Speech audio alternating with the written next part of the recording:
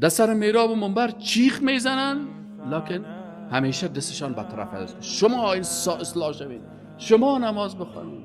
یک روز دست ای قسم بگو خودم باید اصلاح شم، ما باید توبه بکنم، ما باید از الله بترسم، ما باید مخالفت امر الله را میکنم. اتأمرون الناس، الله متعال میگه که آیا شما امر میکنید مردم را، ای علمای یهود و ای کسانی که علمای اسلام هستید عبرت بگیرین، و شما امر میکنید مردم را به نیکی و تنسون انفسکم، و شما فراموش میکنید نفسهای خودتان.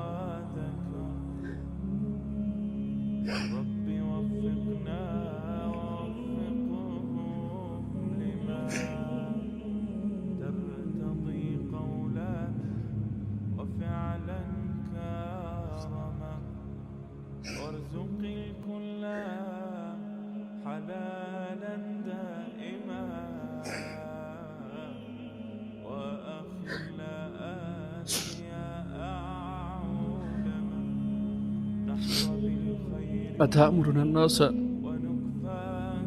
این استفهام توبیخی هست که شما امر میکنید مردم بالبر به نیکی و تنسون و فراموش میکنید انفسکم نفسهایتان را، و انتم و در حالی که شما تتلون الکتاب میخوانید کتاب های آسمان. افلا تعقلون، پس چرا از عقلتان استفاده نمیکنید و عقلتان در کار نمیبردید؟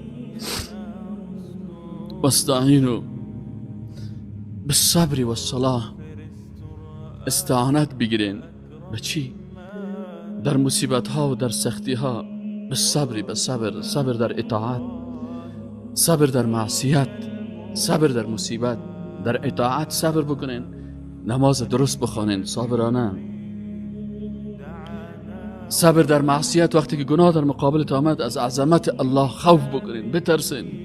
مثل که یوسف علیه السلام وقتی که در مقابل یک زن پولدار و پیسه‌دار در قصر با تمام امکانات وقتی که آماده میشه فرار میکنه از گناه، و وقتی که برتان مشکل میه، سختی میه، رجوع بکنید به نماز، به طرف الله رجوع بکنید، به بارگاه الله سجده بکنید، به مخلوق مراجعه نکنید.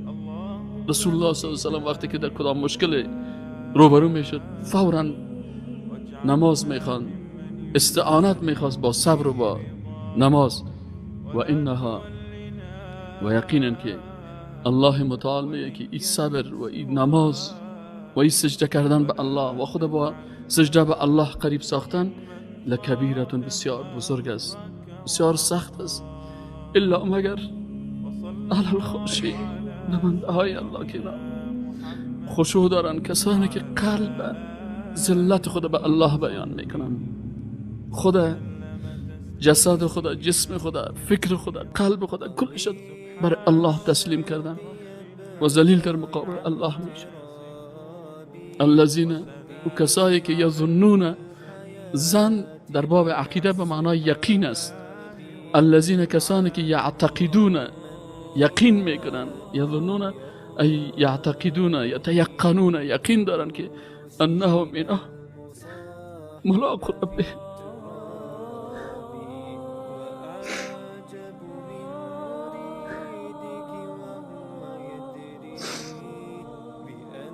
با پروردگار خود ملاقات میکنن. و انهم، و یقینا که ایشان الیه، به طرف الله رجوع کننده هستن، راجعو للحساب و کتاب. یقین دارن، ایمان دارن روز قیامت است و در این روز در مقابل خالق یکتا ایستاد میشیم.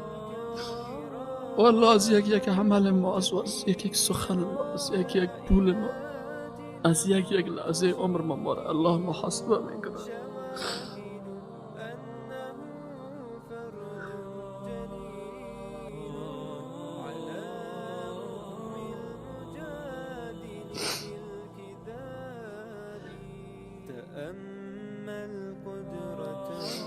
یا بنی اسرائیل، ای اولاد بنده های الله، اذکر، یاد کنید نعمت های مرا، التي، اون نعمت هایی که انعمت علیکم، انعام کردم بالای شما.